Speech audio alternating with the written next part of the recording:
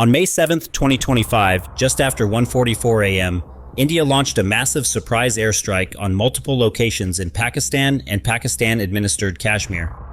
Codenamed Operation Sindoor, this was India's most aggressive coordinated military action in decades, and it triggered an immediate and deadly response from Pakistan, which claims to have shot down 5 Indian fighter jets and multiple drones, including American-built surveillance models.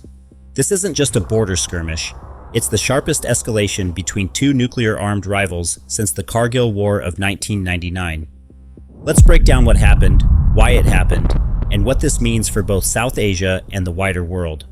The spark, April 22nd, attack in Pahalgam. The chain reaction began on April 22, 2025, when 5 armed militants attacked a group of Hindu and Christian tourists in the Bon Valley near Pahalgam, located in Indian-administered Kashmir.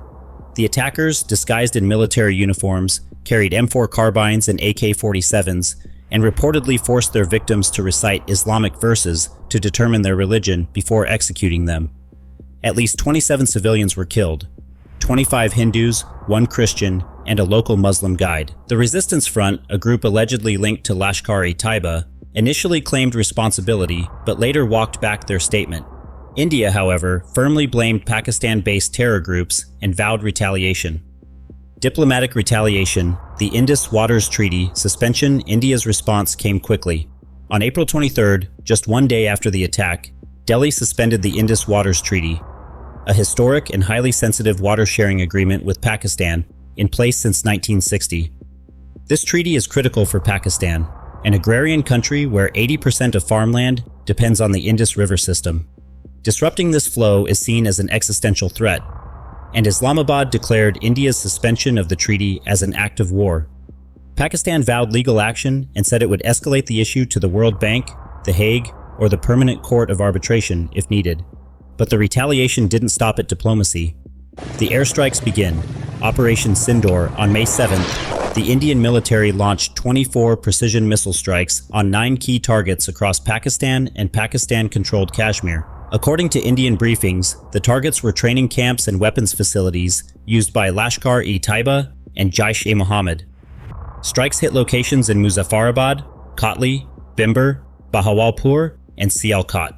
The assault involved MiG-29s, Sukhoi 30s, and Rafale jets, equipped with Scalp missiles and AASM hammer bombs.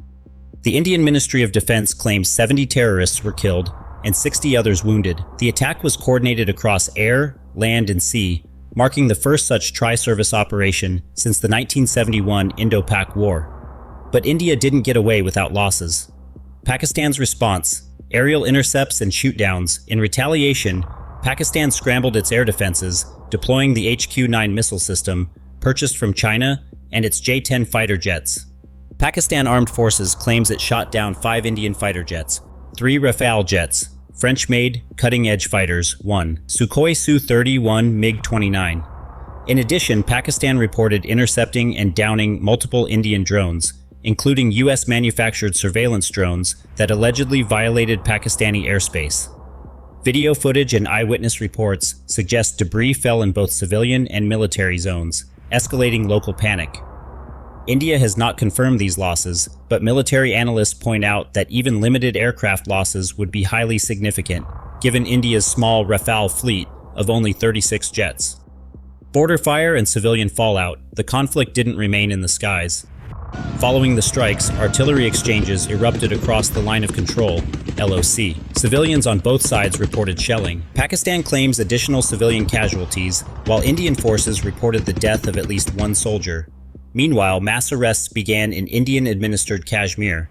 Over 1,500 people detained in search of suspects linked to the April 22nd attack. Protests also broke out in Muslim-majority areas of Kashmir, condemning both terrorism and civilian deaths. International reactions, caution, and concern. The world quickly took notice. US President Donald Trump called the escalation a disgrace and said, "They've been fighting for decades, centuries really." Secretary of State Marco Rubio urged both nations to avoid escalation and keep diplomatic channels open.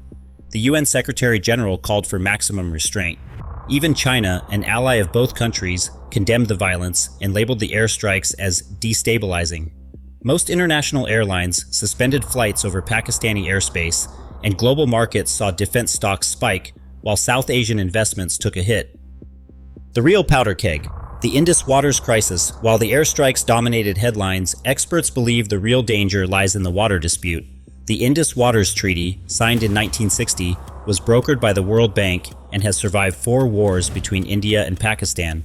But India claims it's outdated, giving 80% of total water flow to Pakistan, while India receives only 20%.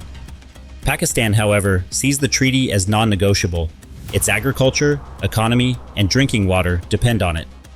With 237 million Pakistanis relying on this river system, any upstream interference could trigger mass displacement, famine, or worse, war.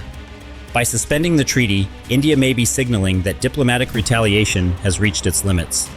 India says this is not an escalation, just targeted counterterrorism. Pakistan calls it a violation of sovereignty and promises a resolute response. Both sides seem to be walking the line, retaliating without tipping into full-scale war. But with aircraft downed, civilians killed, and the Lifeline River Treaty suspended, that line is thinner than ever. This isn't just another skirmish, it's a conflict over land, water, identity, and control. And in a region with 2 nuclear-armed nations, the consequences of miscalculation are unimaginable. What do you think?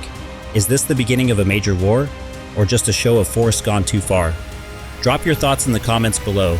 Don't forget to like, subscribe, and hit the bell for more deep geopolitical breakdowns you won't get from the mainstream. Until next time, stay informed, stay alert.